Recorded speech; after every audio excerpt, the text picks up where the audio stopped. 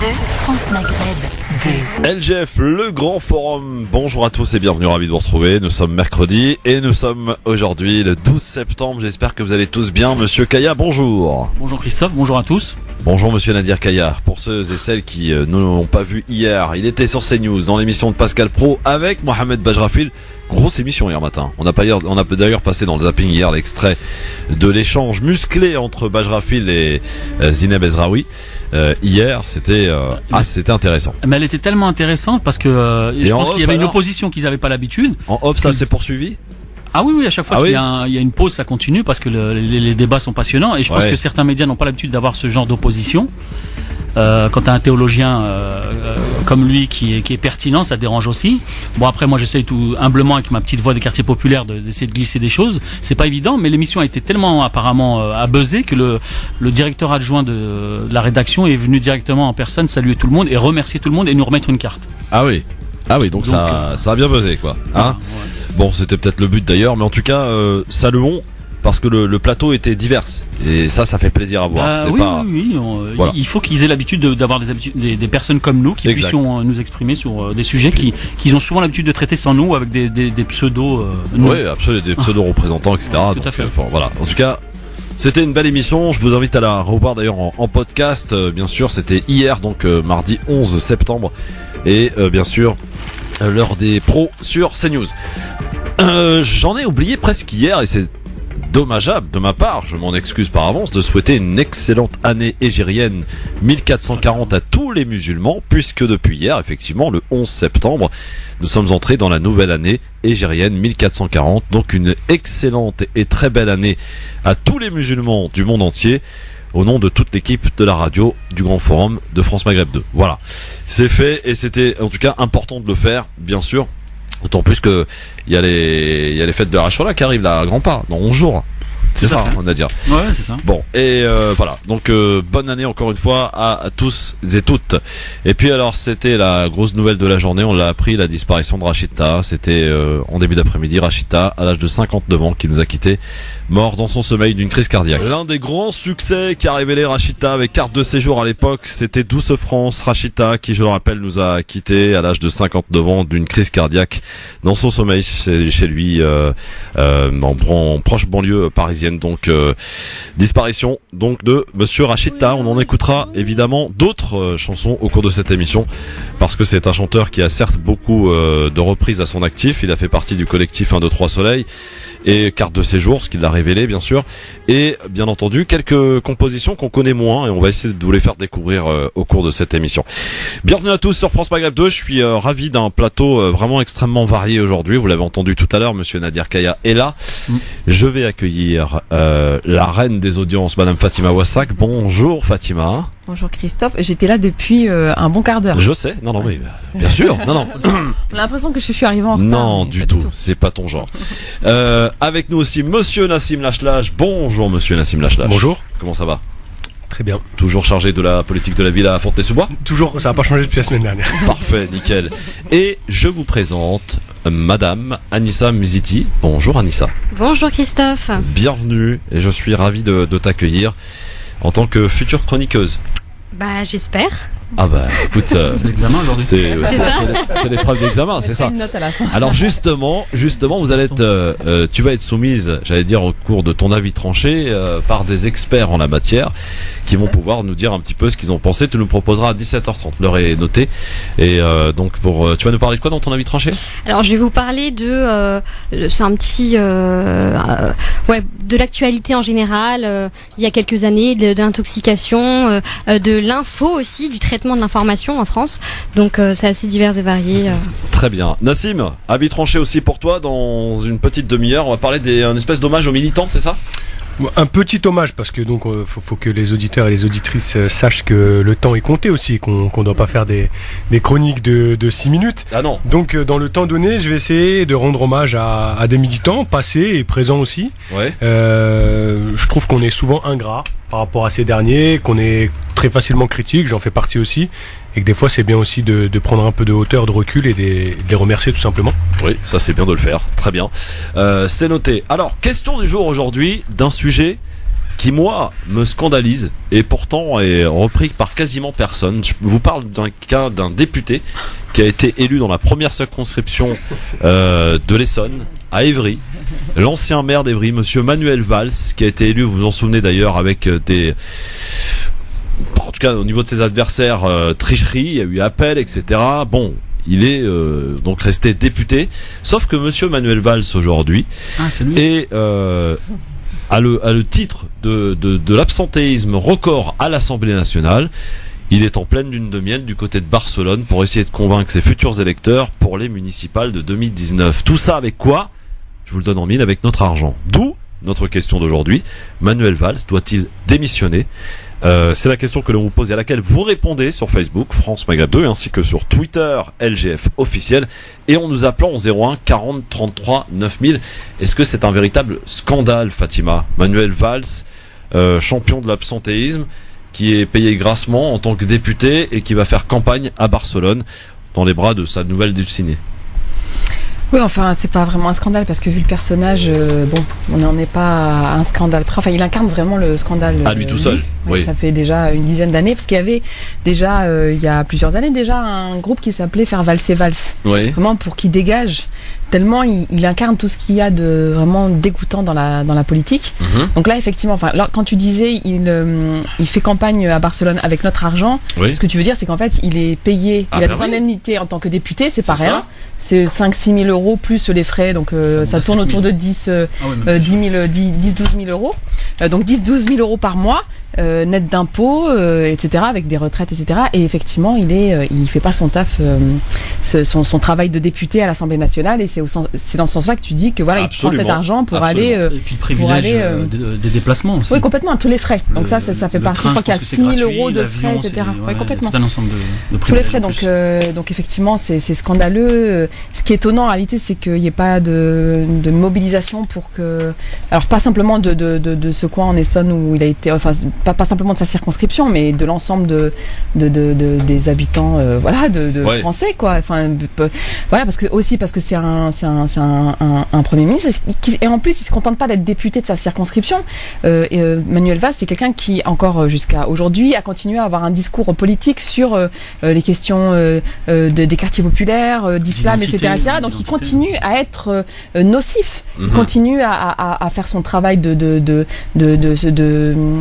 son travail toxique envers les musulmans, envers les quartiers, etc. Donc c'est en ce sens-là qu'il faut, il faudrait une mobilisation. Et tu as raison, Fatima. Pour rendre visible au moins. Avec notre argent, effectivement, il est grassement payé. Au lieu de faire, par exemple, sa rentrée politique dans sa circonscription, comme beaucoup de députés le font, il l'a fait à Barcelone. C'est-à-dire, vous voyez le mépris qu'il a pour ses électeurs. Christophe, moi si je peux me permettre, j'utiliserai simplement le mot déchoir. Il faut le déchoir de... Mais alors, il n'existe pas de règle. Alors, je me suis pas renseigné sur j'imagine si Mamadou Mohamed, élu d'une circonscription, agissait de la même façon pour aller se présenter à Alger, à Casablanca ou à Tunis. C'est scandale. Je pense que déjà, il y aurait une grande partie des médias qui seraient sur le dos. D'ailleurs, exprès. Il y aurait également tous les identitaires, tous les extrémistes de droite. Et même là, dans ce cas de figure-là, par rapport à Valls, les gens du Front National et d'ailleurs, on les entend pas du tout non plus. Donc il y a une certaine complicité quelque part, parce qu'ils savent très bien, notamment tous les députés, quelle que soit leur couleur aujourd'hui, que Valls, et puis il y a déjà eu des échos médiatiques quand même, il y a des gens qui ont relayé l'information, mais c'est vrai que ça prend pas, parce que faut pas oublier qu'il a été Premier ministre, il a ses réseaux dans les médias, donc il a de très bons amis, et je vois pas pourquoi ces gens-là aujourd'hui vont se retourner ou vont oser se retourner contre lui, parce qu'en politique on rend toujours les coups, même si on n'est plus présent, les coups se rendent, même dans les coulisses. Mais au-delà de tout ça, quand vous avez un travail à accomplir, à faire, vous êtes mandaté pour ce faire, vous faites pas votre travail, dans n'importe quelle entreprise, si demain, moi, au bout de 3 émissions, je viens pas, mon employeur me dégage, et il a raison, c'est comme ça. En l'occurrence, les électeurs... Aujourd'hui, il n'y a pas de règle. Pour un député, t'es élu par le peuple, si tu fais pas le travail pour lequel t'as été élu, tu dois normalement dégager, démissionner, ou on doit te renvoyer, quoi. Si justement, Christophe, il y a une règle. Depuis mars 2017, quand même, il y a le non-cumul des mandats qui a été attesté. Donc, c'est-à-dire qu'un parlementaire ne peut pas remplir aussi sa fonction de maire. Donc pourquoi est-ce que ça s'applique effectivement à l'échelle de la France? Pourquoi ça s'appliquerait pas à Monsieur Valls? Il y a quelques années, lorsqu'il était ministre de l'Intérieur, il avait quand même vivement encouragé les parlementaires à se positionner justement par rapport au non-cumul de mandats. Donc quelques années plus tard, visiblement, Monsieur a tourné sa veste, quoi. Ouais, mais en réalité, s'il gagne à Barcelone, évidemment qu'il va mettre son suppléant à l'Assemblée. C'est loin d'être fait. Mais ce que je veux dire, c'est que alors il veut pas forcément cumuler, mais par contre, en fait, il garde plusieurs options. Ouais. Là, il veut de toute façon être au chaud, au prix, et c'est la collectivité qui doit payer pour lui, donc ce soit à l'Assemblée nationale ou à Barcelone, mais il joue sur les deux. Ouais. Pour rejoindre ce qui a été dit, je partage tout ce qui a été dit, surtout ce que tu disais sur le fait qu'il gardait une option. Ce qui est proprement aussi inadmissible, c'est qu'ils sont en campagne. Donc là, c'est pas encore tout à fait officiel, si je ne me trompe. Il n'est pas encore en campagne officiellement. Gagné, ouais. Ils ont fait des sondages. On compte sur les habitants de Barcelone pour lui mettre la raclée. Non, mais il est très mal placé. Ouais. Par contre, si nous arrivions, parce que je pense qu'on aura l'occasion d'en reparler, si nous arrivions dans la situation où Manuel Valls est effectivement en campagne, donc pour une mairie d'un autre pays, c'est important de dire ça. Pourquoi ? Parce que, alors vous allez me dire que peut-être que je fais un parallèle qui est assez gros, mais pour moi ça renvoie un petit peu à la question de faire l'armée dans deux pays. C'est-à-dire avoir une allégeance envers deux pays. Parce que c'est un discours sur lequel Monsieur Valls s'est appuyé. C'est le cas de certains Français aujourd'hui. Voilà, mais justement c'est là où je voulais en venir. Et pas que les Algériens. C'est là où non mais les Algériens le font pas d'ailleurs. Les Algériens ne font pas l'armée. On pense bien évidemment, je pense que tout le monde l'aura compris, aux Franco-Israéliens qui font l'armée en Israël en toute impunité. Ici. Surtout qu'en plus c'est pas l'armée pump it up, je vais sécuriser des populations qui en ont besoin, je vais sauver des gens suite etc. On parle d'une armée coloniale. Bon bref, je vais pas on en parle assez souvent dans cette radio. Mais donc il y a cette première chose, le fait que ce serait proprement inadmissible, et je trouverais ça aussi immoral et non éthique, le fait que ce soit simplement sa suppléante qui prenne la place sans poser aucun problème. Donc il faudrait on le renvoie. Il faudrait bien évidemment, je pense, qu'il y ait une élection, une nouvelle élection qui se fasse. Ouais. Alors dans les faits, je ne pense pas que ça se fera, je vous le dis franchement. Mais moralement, il faudrait. Et ensuite, on attend aussi de Monsieur Macron, du gouvernement Macron, parce que personne croit au gouvernement Philippe, j'espère, qu'au gouvernement Macron, on attend aussi qu'il réforme ces choses-là, puisque c'est un peu aussi ce qu'on nous a promis et ce qu'on nous a vendu. Oui. C'est dans les cartons. Voilà, ces nouvelles manières de faire de la politique. Enfin. Oui, pour l'instant, il a plutôt mal réussi, mais bon. Bon, c'est en cours. Laissons encore un peu de temps. On peut quand même commencer à juger certains points, mais voyons sur cette question-là qui est en cours de mandat, qui est posée. Qu'est-ce qu'on fait ? On attend quand même de la Macronie qu'elle réagisse et qu'ils votent une loi ou qu'ils amendent quelque chose, qu'ils fassent quelque chose. Nadir, moi, le fait que ce monsieur, quand même, comme on le disait, est à Barcelone, passe le plus clair de son temps à Barcelone. D'ailleurs, il s'en cache pas. Il le médiatise. Il disait d'ailleurs pas plus tard que cet été aux Parisiens qu'il avait plus trop de temps de venir à l'Assemblée nationale parce qu'il participait à des conférences. Et il a cité les pays dans lesquels il était souvent, Israël, Suède, États-Unis. Il a dit, vous voyez, je reviens de New York, là, j'ai fait une conférence. Et ce monsieur aujourd'hui s'affiche à Barcelone en toute tranquillité. Il fait même des tweets en espagnol pour essayer de récolter des futurs électeurs. Je peux être très critique vis-à-vis de Valls, mais ça s'arrête pas là. Moi, ceux qui me font de la peine, ce sont les électeurs, ceux qui ont voté pour lui. Ah bah oui. Ils ont voté pour lui pour des projets localement, mais donc apparemment ils sont satisfaits. Donc il a dû sûrement très rapidement résoudre des petits problèmes. Il y a beaucoup de clientélisme. Oui, mais comme partout. Après, peu importe. Ça, il faut le savoir quand même. Beaucoup pratiquent le clientélisme. Malheureusement, c'est ce qui fait que la France, sur certains sujets, n'avance pas. Il a été très bon pour son coup, d'ailleurs, pour faire ce qu'il a toujours su faire dans cette circonscription à Évry, faire du clientélisme. Malheureusement, il y a encore des gens qui sont dedans. D'une part, faut le dénoncer. Et puis sur le terrain, c'est toujours pareil. C'est ce qu'on dit régulièrement. Il faut être citoyen au quotidien, non pas le temps d'une élection. Quand on a un député comme ça qui n'est pas sur le terrain, aux électeurs de lui rappeler la réalité et éventuellement de le sanctionner ou de demander à le sanctionner. Anissa, est-ce que l'exemple pris par Nadir tout à l'heure, si ça avait été non pas Manuel Valls mais un député, il y en a quelques-uns heureusement, issus de la diversité, ça aurait fait un scandale. C'est parce que c'est Manuel Valls, parce que c'est un ancien Premier ministre, parce que c'est quelqu'un qui a du réseau qu'on n'en parle pas, que les médias se taisent? Ah mais bien évidemment, ça je pense que ça n'est plus à prouver aujourd'hui. Effectivement, si ça avait été un franco-algérien, on aurait demandé la déchéance de nationalité. Bon là pour le coup c'est un peu une déchéance de rationalité pour Valls, c'est-à-dire que lui peut se permettre tout et n'importe quoi. Mais oui effectivement. Pareil, il est conseiller municipal à Évry, si je me trompe pas. Oui, absolument. Il n'a pas été à un seul CM. Oui. Donc ça pose quand même question. Si déjà en tant que simple élu au conseil municipal, il peut pas aller à des CM, ça pose question. Donc alors je vois pas comment est-ce qu'il va gérer une mairie et en même temps son mandat de parlementaire. Alors pardon Nadir, est-ce que tu peux aller pour moi s'il te plaît regarder un peu ce que ça donne sur les réseaux au niveau du sondage. Bon, sans nul doute à mon avis le résultat doit être sans appel concernant la question que l'on pose, à savoir est-ce qu'il doit démissionner. On pourrait d'ailleurs lancer le hashtag Valls démission sur Twitter, le mettre en TT si on s'y met tous pour le coup. Moi je l'ai lancé en tout cas, à vous de reprendre. Donc sur Twitter c'est sans appel, c'est 100% oui. Ah oui carrément. Bon voilà. et Facebook, donc, je te laisse imaginer non. Bien sûr oui évidemment. Facebook, j'ai pas encore eu le temps, tu m'as pris par surprise. Ah bah je suis comme ça. France Maghreb 2 pour voter évidemment. On se pose la question, on vous la pose la question parce que on considère que c'est un véritable scandale cette histoire.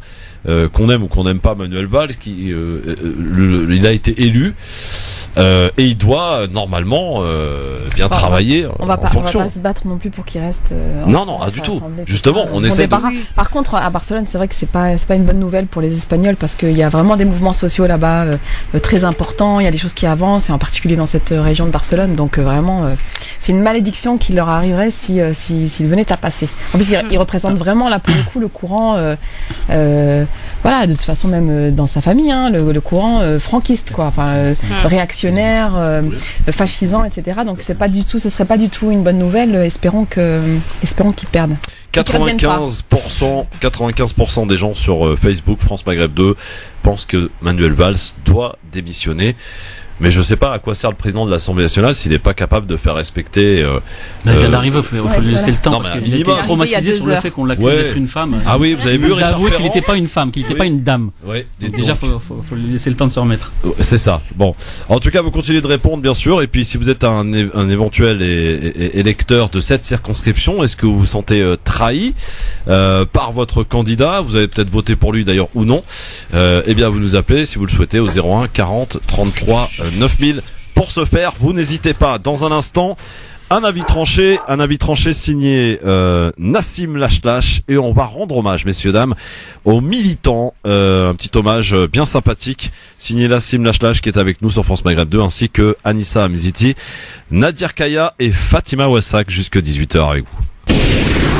LGF, le grand forum avec Nadir Kaya, Fatima Wassak. Normalement, j'aurais commencé par les femmes. Alors, je recommence. Non, c'est bon, le grand, c'est bon, attendez, faut être galant parce qu'après, ça va m'être reproché, cette histoire. Le grand forum avec Anissa Mziti, avec Fatima Wassak, Nadir Kaya et Nassim Lachlache. Voilà. Dans le bon ordre, dans le bon sens. Nickel, tout va bien. C'est le LGF jusque 18h. Soyez les bienvenus, messieurs, dames. Au 01 40 33 9000 pour intervenir, notamment tout à l'heure dans un Libertad que j'espère de grande qualité comme d'habitude, mais pour l'heure, voici un avis tranché. Il est signé monsieur Nassim Lachlache. Jingle. 5, 4,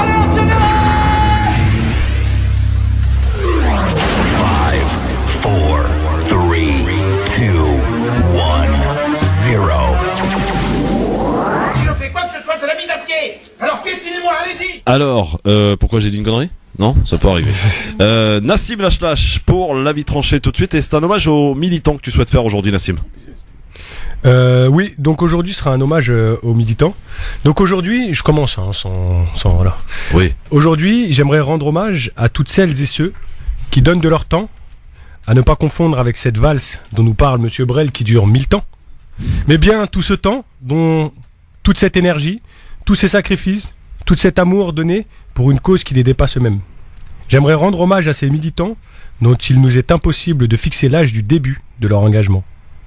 Ceux-là même qui se sont oubliés, ont été oubliés ou sont en ce moment même négligés, qui, la trentaine arrivée, l'âge de la nécessaire stabilité économico-socio-professionnelle, se retrouvent dans la précarité la plus déconcertante.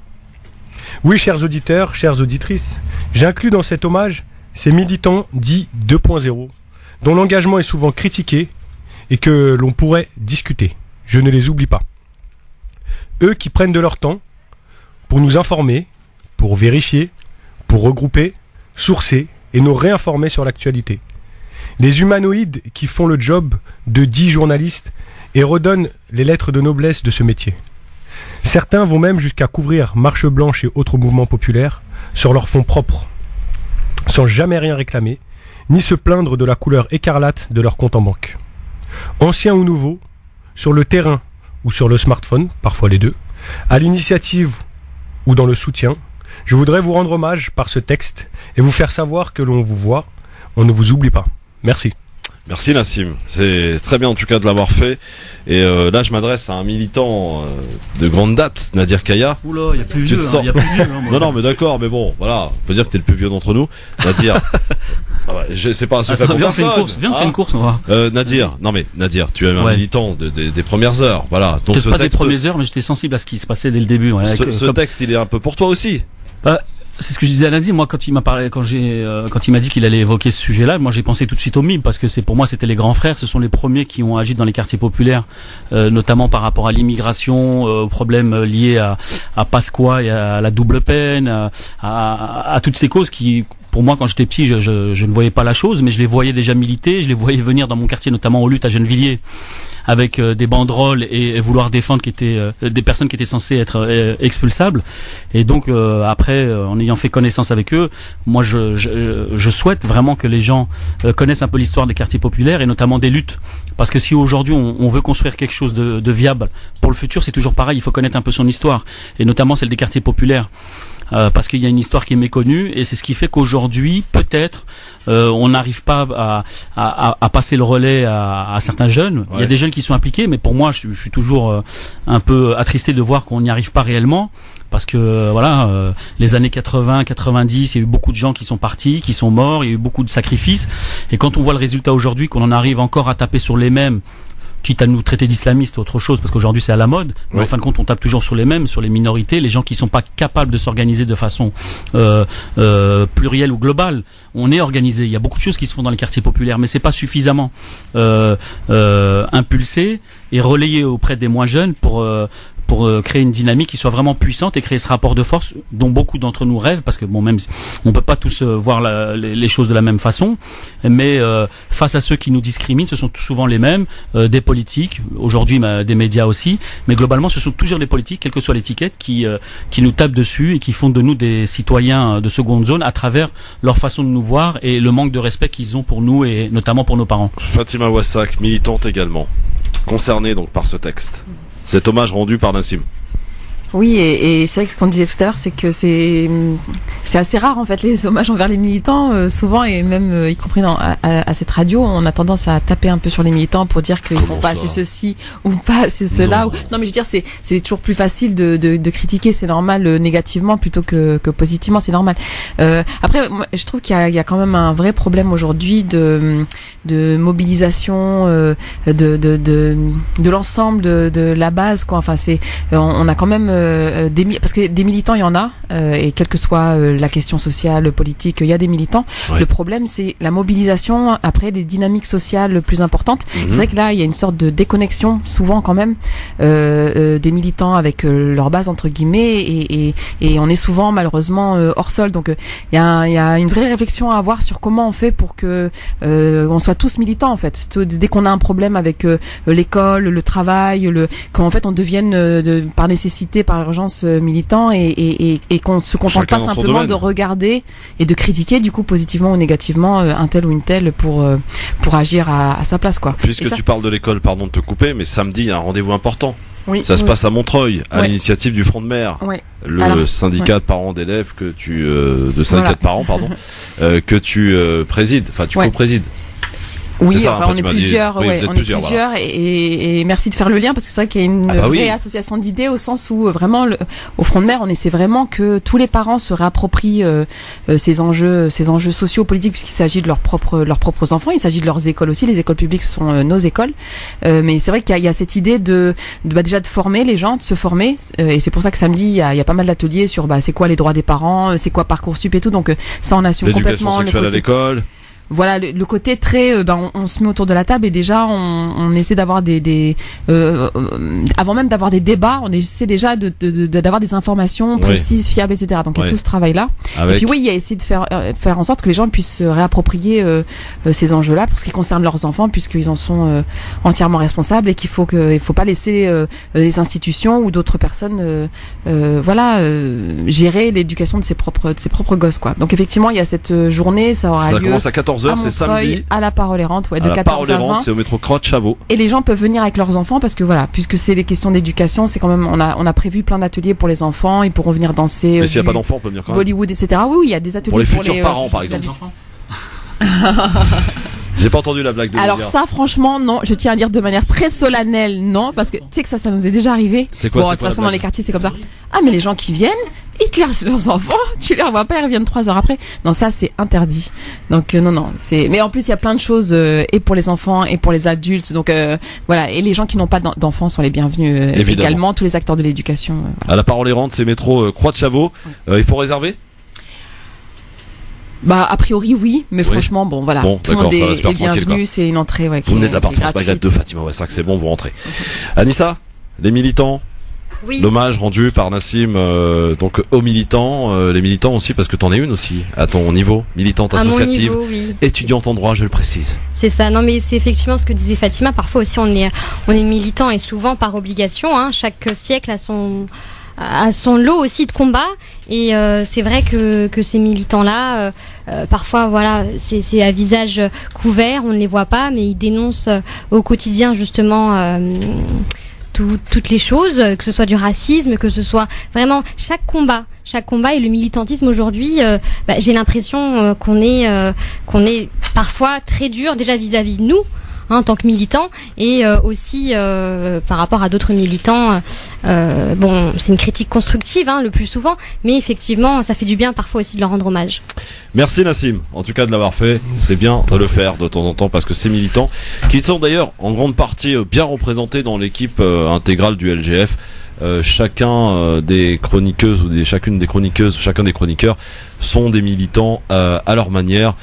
Et j'ai juste envie de faire un gros big up. Alors pardon si je fais une petite différence, mais pour le travail exceptionnel que Youssef Brakni fait avec le collectif Adama, avec d'autres collectifs, voilà, et saluons voilà ces travailleurs de l'ombre qui finalement ont réussi au travers de l'affaire Adama à la faire médiatiser d'une manière extraordinaire. Je rappelle le contexte, on était en plein affaire Benalla, en plein effet Coupe du Monde, et on a parlé, les caméras étaient braquées sur Beaumont-sur-Oise le 21 juillet dernier, si je ne m'abuse, si je ne me trompe pas.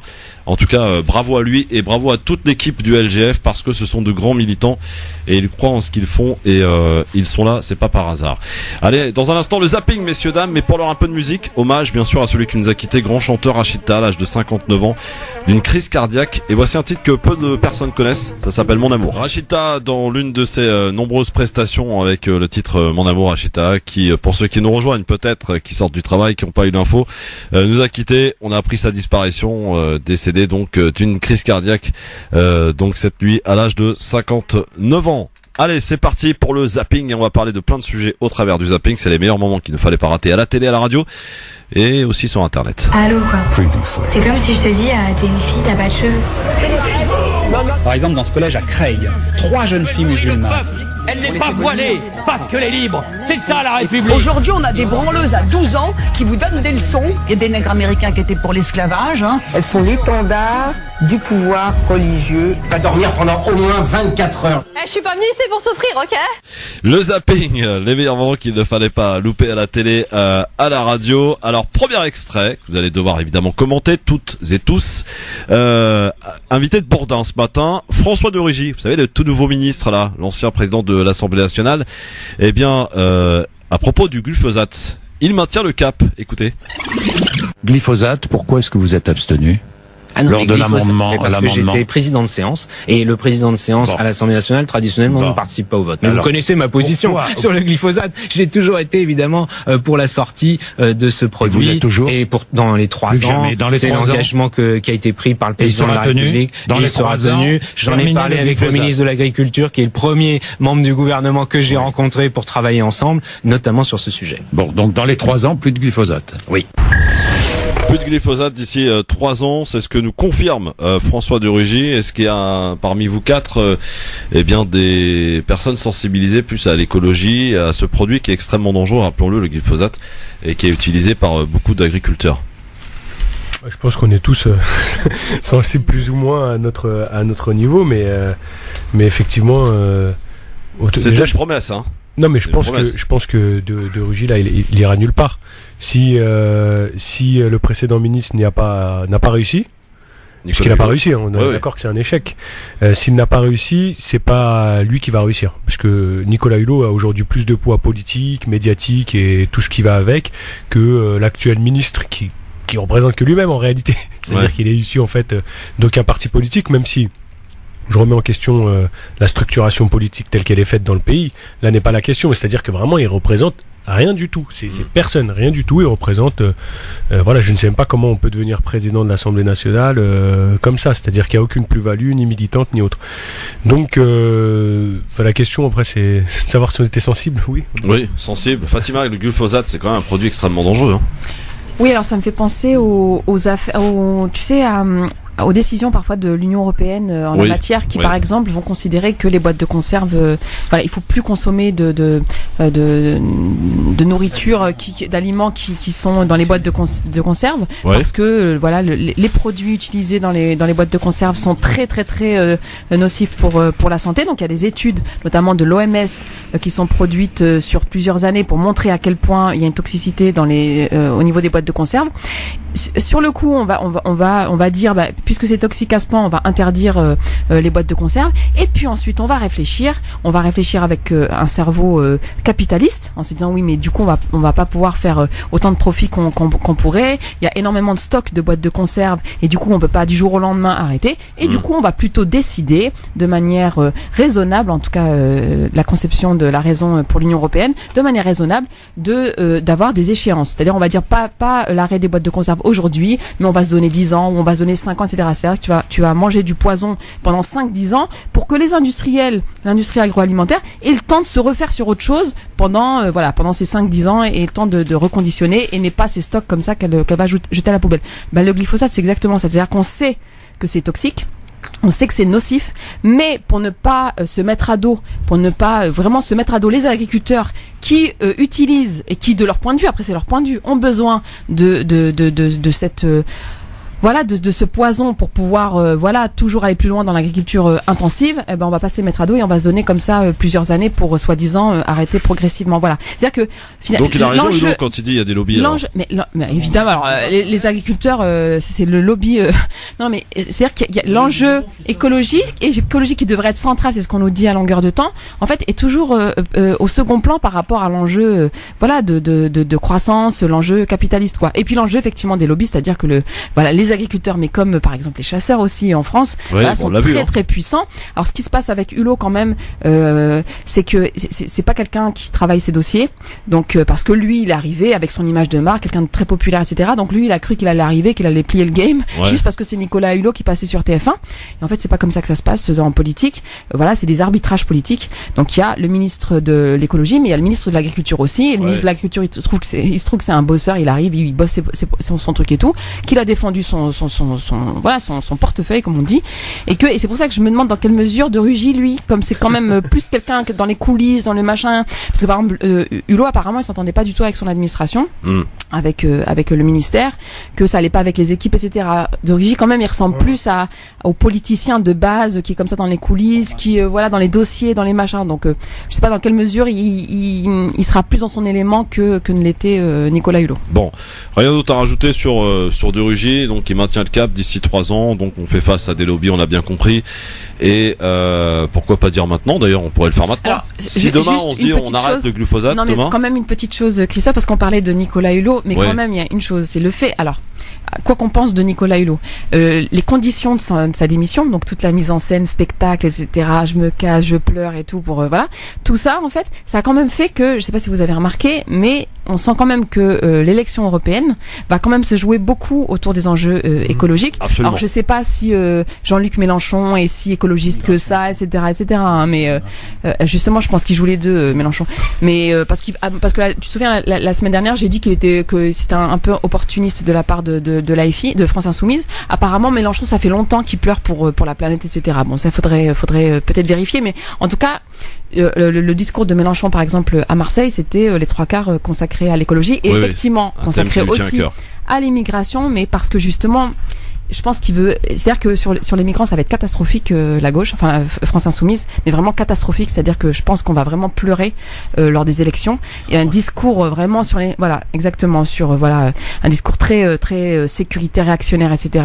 pour un parti soi-disant de gauche. Et je pense que du coup, ce parti France Insoumise va rééquilibrer avec des enjeux écologiques, qui pourraient passer pour radicaux et de gauche, quoi. Moi je voudrais juste dire une chose par rapport au lobby. Tu sais, quand tu disais pourquoi le ministre ne peut pas le faire tout de suite ou va attendre 3 ans, c'est très simple, parce que d'une part il n'a pas le courage, donc pas de volonté, et surtout ça permet au lobby de se réorganiser. C'est-à-dire qu'on dit officiellement on peut pas, mais le cap c'est 3 ans, et en 3 ans, imagine bien que ces gens-là qui ont énormément d'argent et qui font quand même des recherches, mais des recherches qui sont à but lucratif, donc ça va leur permettre de trouver une nouvelle astuce pour gagner de l'argent tout en polluant les gens, et puis le temps qu'ils vont s'en apercevoir, on va encore y penser, réfléchir, statuer, et puis laisser le temps encore au lobby, parce que c'est le système capitaliste qui est comme ça en fin de compte. D'accord. Alors Nassib, je crois que tu voulais rajouter quelque chose. Oui, je voulais juste rajouter sur ces questions d'écologie aussi, puisqu'on a plein de thématiques écologiques qui concernent. Ce n'est pas une matière superflue à l'école d'ailleurs, l'écologie. Oui, mais des produits. En fait, c'est l'intervention de Fatima qui m'a fait réagir.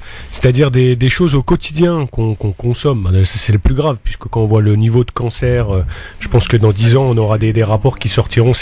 On a tous quelqu'un autour de nous qui est mort d'un cancer. Oui. Concrètement, je veux dire. C'est clair.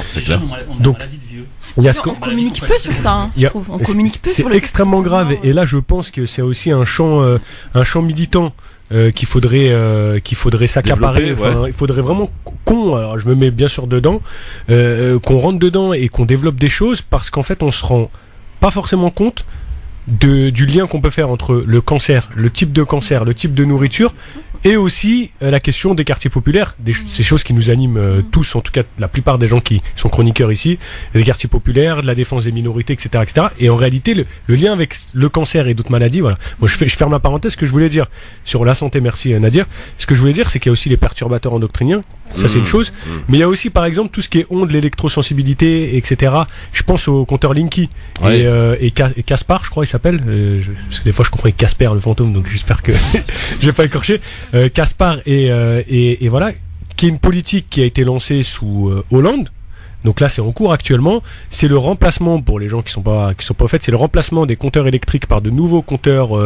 Alors ils ont des mots un petit peu tendance, des compteurs intelligents, ils appellent ça comme ils veulent, qui communiquent directement avec une centrale, où toutes nos informations de notre vie privée aussi sont centralisées. Donc il y a la question de l'atteinte à la vie privée. On sait quand est-ce que vous faites le ménage, quand est-ce que vous ne le faites pas, quand est-ce que vous êtes chez vous, quand est-ce que vous n'y êtes pas, etc., etc. Donc ça, c'est on mesure en fait le nombre de kilowatts consommés. Enfin bon, on n'a pas le temps de développer ça. L'intérêt principal, c'est de payer ce que tu as consommé. Ça, c'est ce qui est présenté. Or, il y a eu des rapports très clairs et des rapports objectifs, c'est-à-dire un petit peu le défenseur des droits, mais dans ce domaine-là, quoi. Des rapports objectifs que je pourrais partager avec vous et qu'on pourrait éventuellement poster sur la page pour que chacun puisse s'imprégner de la chose, où on démontre que ce n'est pas dans l'intérêt du consommateur, que ça va lui coûter plus cher, et que ce sont des dépenses futiles. Et lorsque l'on aura terminé tout le changement des compteurs, qui fonctionnent, je vous le rappelle, au passage on a des compteurs qui fonctionnent actuellement, donc c'est des dépenses superflues, et on revient à la question des lobbies, à la question des dépenses, voilà. Quand on aura terminé, ce sera presque le moment de changer les premiers qui ont été déposés. Donc c'est ça qui est drôle. Et donc là il y a un gros sujet à faire, et j'aimerais bien d'ailleurs, si on pouvait le traiter, ce serait intéressant, on pourrait avoir des intervenants de qualité ici même, sur cette question-là, puisque les compteurs appartiennent aux villes, et donc en fonction du positionnement d'une ville, on peut ou non se battre contre cela. Alors c'est peut-être pas valable pour tout le temps, parce qu'à un moment donné l'Europe va nous tomber dessus et nous dire c'est bon, vous le faites et puis c'est tout. Mais voilà, dans notre ville, à Fontenay par exemple, nous on s'y oppose et pour revenir encore une fois au lobby dont parlait Nadir tout à l'heure, on a voté un vœu et on a été retoqué par la préfecture. Vous vous rendez compte? C'est-à-dire que la préfecture nous a dit non. Donc on a dû réécrire le vœu. Ils ont dit non sur quelle base? Parce que je pense sur des bases juridiques, etc. Ils avaient raison sur les textes, parce que nous on reste militants, politiques, donc on n'a pas forcément tous les éléments. On veut marquer le coup en disant qu'on est opposé à ceci ou cela, mais voilà. Mais en tout cas, ce serait très intéressant de le traiter, et y compris aussi de tout ce qui est antenne. Antenne relais, etc. Antenne relais, extrêmement dangereuse. Ils sont installés à proximité des habitations, etc. Vous avez un bébé qui est juste à côté. que l'habitation. Oui, pas n'importe. Exactement. D'où la question de la santé et le lien à faire. Et là, je pense que ça dans les quartiers dits populaires, alors là, c'est bingo. On trouve rarement des antennes. Ah non, dans le 16e, ils arrivent à s'arranger pour les mettre quelque part au-dessus des bâtiments où il y a des bureaux, en l'occurrence. Mais c'est vrai que dans les cités et tout ça, là, par contre, dans les tours, on retrouve des fois des belles antennes parce qu'en plus, le pire dans tout ça, c'est qu'ils ne demandent pas l'avis des gens. Exactement. Ça y va directement par les municipalités. C'est imposé. On en a même à dire. C'est même pas imposé, c'est caché. On en a même dans un stade, nous, à Fontenay. Ah oui. Stade. Donc ça veut dire là où les enfants. C'est super, les mecs qui jouent au foot, les enfants. Certains hôpitaux. Donc voilà. Mais à ce qui paraît, c'est encore pire. À ce qui paraît que c'est moins, ce serait moins, justement, ce serait moins. Anissa, t'as pas entendu là-dessus. Juste en rapide parce qu'on a quand même un zapping. Si on fait 10 minutes par extrait, on est là jusqu'à 21h. Ah mais je rejoins tout ce qui a été dit. D'accord. Voilà, bon, je valide. On change complètement de sujet. Vous connaissez Olivier Besancenot, tous. Hein, le rappeur. Ça dit rien. Là, justement, de la politique. Eh bien, il a posté une chanson, un rap sur Instagram, Olivier Besancenot. Il a du flow, hein, Olivier Besancenot. Il est bon, hein. J'essaie de comprendre pourquoi Olivier Besancenot est venu sur ce plateau hier matin au cours de l'interview politique avec ce magnifique sweat à capuche très streetwear. Eh bien, je pense, Pascal, que c'est pour être crédible. Quand on est un rappeur, il y a un dress code à respecter. Car oui, Olivier Besancenot est un rappeur. Allons sur son compte Instagram. Il a diffusé son dernier tube, son dernier hit, lui dit chansonnette. Un clip de rap, donc avec la voix d'Olivier Besancenot. Et dans ce clip, il y a une cible. Non, c'est pas Caboulet, sponsor officiel de l'Élysée. Là, c'est que sur les chiquiers. Dans les médias, beaucoup de chiquets. Dans vos bovins, des mallettes de billets. Dans nos quartiers, le mal est par milliers. On ne sait même plus à qui se fier. En vrai, pour Macron, t'es d'une planche à billets. En vrai, pour Macron, t'es une planche à billets. C'est signé Olivier Besancenot qui avait déjà fait un featuring avec Joey Star à l'époque. Il aime le rap, c'est un fan de rap, et il en a fait un petit morceau. C'est une manière intéressante ou différente de militer à sa manière aussi. Tiens, Anissa, ça parle aux jeunes, ça. Digne héritier d'Ayam, hein, franchement, là, si tu nous avais pas dit Besançon, on n'aurait jamais imaginé, ouais. Écoute, oui, le rap, c'est aussi une forme d'expression, tout à fait, une zone d'expression, et ça touche plus particulièrement justement les quartiers populaires. Je pense que parfois aussi il faut utiliser sa plume, il faut utiliser le rap, et c'est un moyen d'expression. C'est un moyen d'expression qui touche un public différent. Olivier Besancenot, rappeur, ça te parle, Fatima ? C'est ton style ? Franchement, parce que là, il y a beaucoup de médias, de journalistes qui se moquent de lui, qui ironisent, etc. Ah non, mais c'est bon, il a un bon flow. Non, et puis surtout, franchement, là, dans l'échiquier politique et médiatique actuel, franchement, Besancenot, c'est le top. Moi, je le dis, il a un super discours. Franchement, je trouve qu'il a un super discours quand il passe parmi les personnes qui passent à la télé. Hein. Et voilà, quand il parle, c'est juste, il s'exprime effectivement très bien, et c'est pas à travers ce rap. Il s'est toujours très très bien exprimé. Il va toujours droit au but, il est très accessible, il a un vrai bon discours politique, quoi. Donc non, moi je salue ça parce qu'en plus, effectivement, je sais pas si t'as remarqué, mais il a toujours parlé comme ça avec un peu en scandant, en fait. Il a toujours eu un flow un peu, donc après c'est pas MHD non plus, mais c'est pas mal, c'est bien. Et puis le contenu surtout, c'est pas mal. Ouais, c'est pas mal. Moi j'aime bien. Nadir, t'aimes bien aussi, toi ? T'es rappeur un peu dans l'âme ? Pas du tout, ancien sportif de petit niveau, c'est tout. Mais moi j'aime bien l'individu. Je suis pas à gauche ni à l'extrême gauche. J'ai toujours bien aimé l'individu, notamment dans les médias quand il avait affaire à des politiques en costard. Nadir, t'es macroniste ? Non, même pas. Non, moi je suis pas quota, moi. Non, moi je suis un vrai militant de quartier. Moi je suis ni à droite ni à gauche. Je suis sensible au quartier, à ce qui s'y passe. Mais c'est vrai que je suis surpris. Moi je suis pas spécialiste du rap, mais tu m'aurais dit une autre personne, je t'aurais dit ouais, il est pas mal. Donc le fait de voir qu'il se lance dans le rap, pourquoi pas. Nassim, ça te parle ? Oui, on l'avait déjà découvert, hein. C'est pas une nouveauté, hein. C'est pas une nouveauté, Olivier. Apparemment, c'est moi qui dois endosser le rôle du macroniste. Ouais. Je trouve ça inadmissible. Non, ça te va très mal. D'accord. Je suis désolé. Non, mais c'est très bien, et c'est une nouvelle manière de faire. T'es trop révolutionnaire pour être un macroniste, toi. Voilà, c'est très bien. Ouais. Donc c'est pas mal. Alors, on change complètement de sujet. Vous savez que le président Macron va lancer son plan pauvreté. On l'attend avec impatience. Pour la pauvreté ou contre la pauvreté ? Après le plan banlieue. Je sais pas, mais en tout cas sur la situation, il y a un rapport qui est sorti, qui est terrible. Je crois que c'est le Secours populaire qui l'a sorti, et les pauvres en France sont de plus en plus nombreux. D'ailleurs, ils ont beaucoup de mal à s'acheter, ne serait-ce que le minimum pour manger, de la viande, du poisson. C'est terrible, écoutez. Manger de la viande une fois par semaine est trop coûteux pour 17% des personnes interrogées. Près d'1 sur 5 déclarent avoir des difficultés pour payer la cantine des enfants. Enfin, 27% des sondés estiment que manger des fruits et légumes frais au moins une fois par jour leur coûterait trop cher. Je mange toujours des fruits parce que j'aime ça, mais c'est vrai que c'est de plus en plus cher. Actuellement, oui, on essaie de manger moins de viande parce que la viande est plus chère, donc on prend plus de légumes. C'est un produit de luxe, le poisson, pour vous? Pour moi, c'est un produit de luxe. Regardez le prix qu'on met. Regardez le rosé, il est presque le prix d'une journée de travail. Alors je sais qu'il y a un truc qui va faire plaisir à Fatima, c'est manger moins de viande, ça peut ne pas faire de mal à la santé. Mais quoi qu'il en soit, c'est quand même terrible ce constat qui est fait au travers de cette situation qui a été remarquée par le Secours populaire, je crois, au travers du rapport. Un Français sur 5 ne peut pas se nourrir correctement, on n'a pas les moyens de s'acheter des fruits et des légumes. On recommande 5 fruits et légumes par jour, il y en a qui n'y arrivent pas, d'autres qui n'arrivent pas à s'acheter de la viande régulièrement, du poisson aussi qui est de plus en plus cher. C'est un réel problème. Non mais excuse-moi, pour la viande, ça dépend de quelle viande on parle, parce que en réalité les classes populaires consomment beaucoup plus de viande que les classes moyennes et les classes supérieures, beaucoup plus de viande. Et de viande rouge. Pardon. Il y a la viande rouge et la viande blanche. Oui, voilà, exact. Et puis surtout, il y a la viande, je sais plus comment ça s'appelle, c'est limite génétiquement modifié là. Ah oui. VTC ou je sais pas quoi. Donc le truc qui prennent toutes les déchets, etc. Et puis ils te font un nugget, voilà, tout beau, tout propre. Enfin ça, par exemple, ça, voilà, c'est pas de la consommation de viande et il se trouve que c'est ça que... Les enfants ne mangent pas de nuggets, Fatima ? Franchement non. Non, on fait pas ça à la maison, non. Non, je préfère encore leur donner des trucs, une banane, des noix, des machins, tu vois, sans cuisiner, plutôt que de leur donner des nuggets et des cordons bleus, etc. C'est horrible, enfin, ce qu'il y a dedans, en termes de conservateurs, etc. Puis surtout, c'est pas bon, en fait. Il faut vraiment dire aux enfants que c'est pas bon. Enfin, quand même, pour revenir à quelque chose de grave qui est effectivement la pauvreté, comme le disait Nadir à l'instant, il n'y a pas besoin d'un rapport de 500 pages pour se rendre compte que la pauvreté augmente en France, effectivement. C'est-à-dire que les pauvres sont de plus en plus, par exemple, voilà, effectivement, les SDF à Paris, par exemple, ils sont de plus en plus jeunes. Il y a de plus en plus de femmes, par exemple. Absolument. Et puis c'est pas l'image du SDF qu'on peut avoir comme ça il y a encore quelques années, vieux, qui boit de l'alcool, qui dans leur... Non, c'est des gens, voilà, ils expliquent que c'est parce qu'ils ont perdu leur travail, etc., qu'ils se retrouvent à la rue, donc il n'y a pas besoin d'un rapport là-dessus. Et vraiment, s'il y a bien une personne au monde qui n'est pas légitime pour parler de lutte contre la pauvreté, c'est bien Emmanuel Macron. C'est-à-dire qu'il casse les services publics, les hôpitaux, il le privatise, les hôpitaux, il va falloir payer maintenant pour être soigné. Il casse le service public scolaire, c'est-à-dire l'école avec Parcoursup, etc. Il empêche les classes populaires d'accéder à l'université. Ouais. Il casse le marché du travail. Il ne protège plus les travailleurs, les salariés en cassant le code du travail. Et c'est ce monsieur qui prétend lutter contre la pauvreté. Il fait tout pour qu'il y ait de plus en plus. Donc toi, tu n'attends rien de ce plan proposé. Mais c'est une mascarade. Enfin, c'est que de la communication. Il faut que les gens, et de toute façon, je pense que les gens sont lucides par rapport à ça. Ils savent très bien que c'est une douille.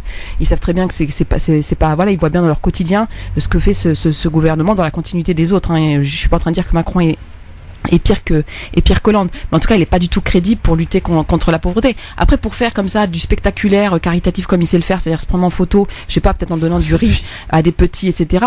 Ça, je suis sûr qu'il va être, il y aura du monde pour faire ça. Ouais. Mais structurellement, il fait tout pour qu'il y ait plus de pauvreté en France. Qu'est-ce que tu attends du plan pauvreté? Ouais, je me suis trompé. Anissa Ziti, signé Emmanuel Macron.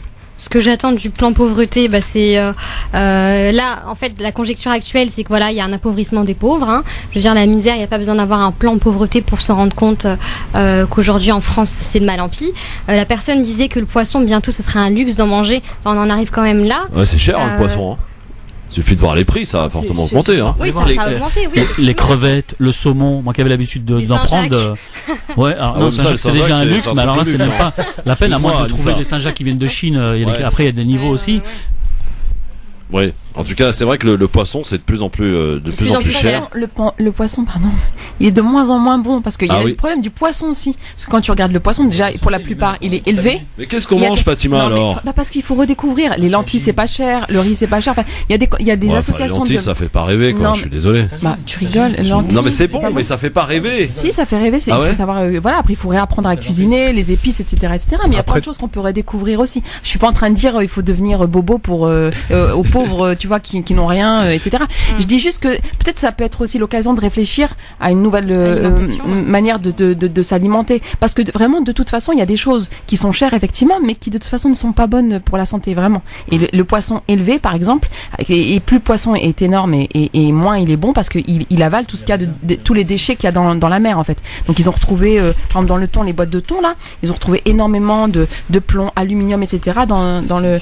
Donc, et le plastique hier soir, c'est pour ça, on a commencé par dire voilà l'enjeu écologique tout à l'heure. Tu disais Nassim, c'est un vrai enjeu de société, y compris pour les pauvres en réalité. Ceux qui devraient le plus s'inquiéter d'enjeux écologiques en réalité, ce sont les classes populaires, les pauvres. C'est nous qui sommes le plus touchés. Ouais, parce que quand tu as de l'argent, si je peux me permettre, quand tu as de l'argent, en fin de compte, tu peux faire attention à ce que tu achètes et en général, tu achètes des produits de qualité. Ouais. Donc en fin de compte, c'est toujours les mêmes. Tu sais, tu peux vivre il y a 2 siècles et puis on vivra dans 3 siècles, ça sera toujours la même chose. Les pauvres seront toujours traités de la même façon parce qu'ils n'ont pas les moyens de s'organiser ou alors ils ne s'organisent pas tout simplement, et puis les riches arriveront à s'en sortir parce qu'ils ont de l'argent, et ce système de façon globale et générale fonctionne comme ça. C'est avec l'argent que tu peux avoir certaines choses. Mais bizarrement, comme le disait Fatima, même avec peu, en ayant une certaine conscience en termes d'hygiène de vie et tout ça, tu peux aussi faire attention à ce que tu manges, même ne pas manger de la viande régulièrement, mais manger sain. Bon, Nassim, on t'entendra tout à l'heure là-dessus parce qu'il y a la pub. Et dans un instant, messieurs, dames, c'est son premier avis tranché.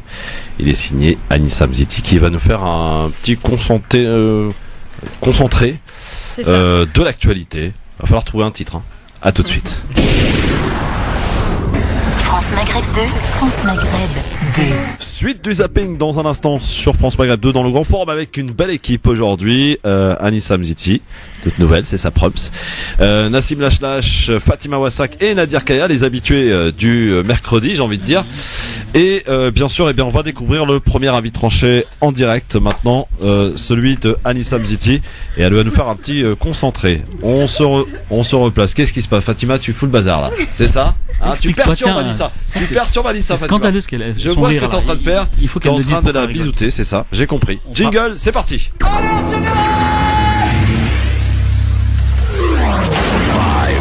3, 2, 1, 0. Si je fais quoi que ce soit, c'est la mise à pied. Alors piétinez-moi, allez-y. Imperturbable, elle est Anissa Mziti pour son premier avis tranché. Anissa, on t'écoute. Alors cette rentrée politique a des airs cyniques, sans parler des événements iniques qui noient l'humanité. On a beaucoup entendu parler, parfois à tort et à travers, de ce fameux cours d'éducation sexuelle qui n'échappe pas à personne.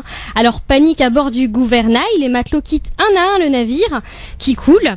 La vue du hublot troqué contre celle d'un François de Rugy qui va dans le sens du vent. Alors disons qu'il exploite l'énergie éolienne, une forme d'opportunisme écologique. Un autre bateau nous a accosté. Il s'appelle Aquarius. Il sauve des vies humaines contre vents et marées. Un flot d'humanité jaillit de lui.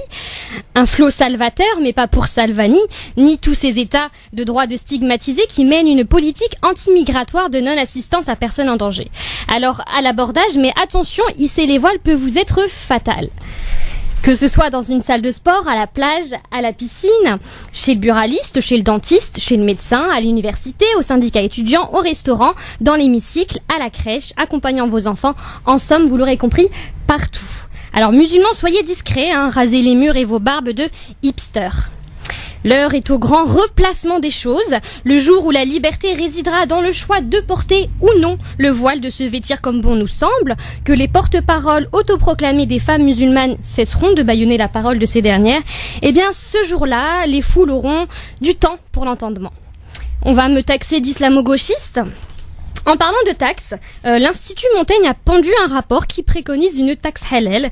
Alors, ça brandit de façon fallacieuse et prosélyte le drapeau laïcité lorsqu'il s'agit de l'appartenance trop visible des musulmans dans l'espace public, dans l'espace tout court finalement. En revanche, pas de hic laïque lorsqu'il s'agit de s'ingérer dans l'organisation de l'islam de France, et oui, ou l'art de mettre les musulmans de France sous tutelle. Un mot, une pensée, une larme pour tous les opprimés dont les oppresseurs sont primés et glorifiés à travers le monde. Un adolescent palestinien vient d'être assassiné par l'armée israélienne. Encore. Israël, là où des meurtriers tuent en toute impunité, avec le soutien illimité des grandes puissances de ce monde. Une boucherie à ciel ouvert où seuls nos yeux demeurent fermés. Palestine, toi qui n'as pas l'estime de la communauté internationale, je prie pour toi. Dans cette société de consommation, de l'information à l'intoxication, il n'y a qu'un pas. Et l'infoxication se répand telle une traînée de poudre de perlimpinpin. Merci Christophe. Merci Anissa. Alors là, bravo. Franchement, il y a du niveau. Tiens, Fatima, toi qui es l'experte des avis tranchés, donne-nous ton avis, mais alors de manière très objective, comme tu sais le faire, évidemment, comme d'habitude. Est-ce qu'il y a du niveau? Est-ce qu'il y a du potentiel? Est-ce que c'est bon? Est-ce qu'on valide? Tu valides. Est-ce que tu valides, Fatima? Je valide. Oui, elle a fait plus qu'une revue de presse en fait, tous les sujets, etc. Et puis c'est dit de manière très poétique, très politique, avec plein de jeux de mots. C'est super agréable à écouter, voilà. Super bien écrit en tout cas. Nickel. Nadir, valide? Non, bravo. Toi non. Tu valides pas? Oui, je valide. Et ça me fait penser à un mot, en fin de compte, il faut reprendre de la part de certaines personnes. En fin de compte, ils veulent laïciser l'islam. C'est aussi simple que ça. Ouais.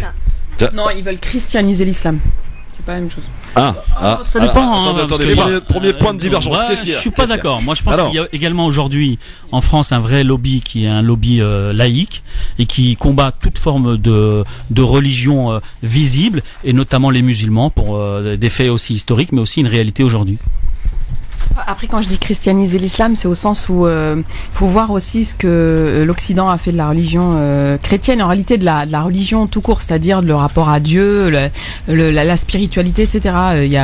C'est un sociologue comme ça qui parlait de désenchantement du monde, c'est Max Weber, et je pense que ça explique aussi pour partie, pour partie seulement, l'animosité qu'il peut y avoir vis-à-vis de l'islam, c'est-à-dire que là il y a de l'enchantement, enfin il y a de la spiritualité, il n'y a pas que l'argent dans la vie, il n'y a pas que le matériel dans la vie, il y a aussi ce qui est transcendant, et je pense que l'animosité vis-à-vis de l'islam, c'est ça aussi, voilà, ça remet en question en fait un système matérialiste, un système de consommation, etc. Et donc c'est dans ce sens-là que je disais christianiser en fait, c'est faire que les musulmans ils fêtent Noël, enfin du coup ils fêtent l'Aïd mais en mode folklorique, que en fait voilà, ce soit à la maison et on prie à la maison devant la cheminée, etc. Voilà, ce soit folklorique et qu'on consomme surtout, mais qui est pas cette dimension spirituelle et une dimension politique aussi qui est claire. Enfin dans l'islam il y a une dimension politique, puisque voilà l'islam c'est aussi la dignité, c'est la justice, et ça c'est éminemment politique. Nassim, est-ce que tu valides Anissa Mjeti? Parce que toi je sais que t'es très dur à convaincre. Alors Nassim, ça va, c'était correct? C'était pas mal. C'était pas mal, oui d'accord. Okay. Mais peut mieux faire, on attend son retour quand même. Ah bah ça on l'attend avec impatience. Bravo en tout cas Anissa, je te félicite pour ta première prestation en direct. Tiens justement, on en parlait un petit peu au travers de la vie tranchée d'Anissa. Ce rapport dont tout le monde parle, signé El Karoui, signé l'Institut Montaigne, il est bien vu, il est opportuniste, il est à revoir. D'abord, est-ce que vous l'avez lu? 600 pages. Ouais, 600 pages. Non, il y a un résumé apparemment. Ouais, il y a un résumé de 6 pages. Alors déjà, la question est là. Comment on peut résumer 600 pages en 6 pages? C'est déjà, quand même. Oui, c'est déjà. Oui. C'est assez particulier. Après, moi, ce que j'ai, je laisserai, parce qu'on peut dire énormément de choses sur la question. Il y a déjà des débats qui sont en cours. Moi, j'ai trouvé ça assez particulier de stigmatiser un certain nombre de personnes nominativement. Je sais pas si vous avez eu l'occasion de voir ces remontées-là. Il y a des personnes qui sont citées, c'est complètement affolant, en plus des choses qui sont... Siam Asbag, je sais pas ce qu'elle fout là-dedans. Siam Asbag, Marwan Mohamed, comment c'est Sonia Gedged, merci. Ah oui, Gedged, ouais. C'est aussi des personnes qui sont énormément suivies et qui sont stigmatisées parce qu'elles ont à un moment donné tweeté ou parlé de l'affaire Menel et de Tarek Ramadan. Exactement. C'est ça, hein. Merci Christophe, c'est ça. Et ça, j'ai trouvé ça assez particulier, particulièrement aussi dangereux aujourd'hui, où on le sait, et j'en avais fait une tribune, en tout cas une chronique sur, on le sait, des gens ont à l'idée de faire certains attentats contre des personnalités françaises, et donc je trouve ça gravissime, puisque ça peut mettre aussi en péril. C'est ce qui véhicule en tout cas comme message dans ce rapport. Hein. Comme Mérine, le salafisme qui serait la gangrène de l'islam de France. Médine qui faisait partie, qui était l'une des cibles, mais là aujourd'hui, des personnes qui pourraient être plus accessibles, ou en tout cas considérées comme telles, et je l'espère qu'aucune de ces personnes qui ont été citées seront demain agressées, voire pire. En tout cas, il y a des plaintes qui vont être déposées. Hein. J'espère bien. Après, sur le contenu, je pense pas qu'on ait forcément le temps de tout développer, mais il serait intéressant quand même de savoir que dans un de ses livres, je crois que c'est le dernier, page 49, Fatima, Monsieur Hakim El Karoui dit que finalement tous ceux qui mangent halal et qui portent le voile sont des islamistes. Non mais alors lui déjà pour commencer, c'était le conseiller de Ben Ali. Oui. Donc c'était le conseiller d'un dictateur déjà pour commencer. Ça a été sa grande expérience professionnelle, c'est ça. Ensuite, il a été banquier. En tout cas, il a eu un poste comme ça dans la banque Rothschild. Donc lui, il a été conseiller d'un dictateur et banquier dans cette banque d'affaires spéculatives, etc. Quelles compétences il a lui pour venir parler d'islamisme, etc. Je note parce que je dois l'interviewer dans quelques jours. Ah vas-y. Comment ça? Il va venir ici? Non, je vais aller là-bas, dans son bureau. Il ne pouvait pas se déplacer. Non, évidemment. Voilà. Bon. Tu vas aller dans son bureau. Je vais aller dans son bureau et qui veut venir avec moi, viens. Pas de problème. Pas du tout. On a autre chose à faire. Donc voilà. Et puis alors, et l'Institut Montaigne, c'est un think tank de droite. Donc voilà, qui s'est jamais caché d'être de droite. Voilà. Et à un moment donné aussi, il faut que nous, en tant que, là, je parle en tant que musulmane, et voilà, quel crédit on donne à ce genre de choses, parce qu'après c'est le fait de partager, le fait de lire, le fait de donner de la notoriété à l'Institut Montaigne, ça fait des années. Alors parce que l'Institut Montaigne, c'est simple. Par exemple, ils vont te dire, oui, mais non, mais l'islamisme n'avance pas tant que ça, etc. en France. La preuve, il y a très peu de musulmans qui prient. Tu vois, ça va être... Ou alors, oui, non, mais il y a pas tant de musulmans que ça en France, parce qu'il y a beaucoup de musulmans, enfin, qui se disent musulmans, qui sont, etc. Voilà, etc. Qui mangent du porc, qui mangent pas de porc, qui prient. Enfin, mais de quel droit considérer que c'est une bonne nouvelle le fait que il y a moins de musulmans, ou que les musulmans ne pratiquent pas, etc. Déjà, rien que ça, dans les hypothèses de départ, déjà, ça va pas du tout. Donc, l'Institut Montaigne, comme Karaoui, voilà, déjà, ils sont à jeter de toute façon à la poubelle. Donc, franchement, j'ai pas lu, moi, on m'a juste envoyé le titre du premier chapitre qui concerne la colonisation, etc., pour dire voilà, il va aller en plus piller comme ça dans les milieux militants, etc., pour donner derrière en version, quoi. Voilà. Mais non, il faut pas du tout. Alors, et juste dire pour terminer, alors que moi je suis proche d'un autre think tank que tu connais, qui s'appelle TMTT, The Muslim Think Tank, qu'on a reçu ici, voilà, qui a été fondé par Sab Bougrine, et The Muslim Think Tank est en train de mener un travail de recherche là-dessus, qui est porté par des musulmans. Et ça va être des gens qui, comme tu le disais tout à l'heure, ont un savoir. C'est-à-dire que c'est pas des gens qui vont, ceux qui vont ouvrir leur bouche, c'est pas parce qu'ils ont pas leur honneur, c'est pas d'avoir été conseiller d'un dictateur. Voilà, c'est des gens qui ont un savoir théologique, un savoir politique, un savoir sociologique, etc., architectural, etc. Voilà, et ils sont en train de travailler sur la longueur. Donc c'est vrai que c'est pas les paillettes et c'est pas dans les médias, etc. Mais voilà, il y a des choses beaucoup plus intéressantes qui vont en ressortir.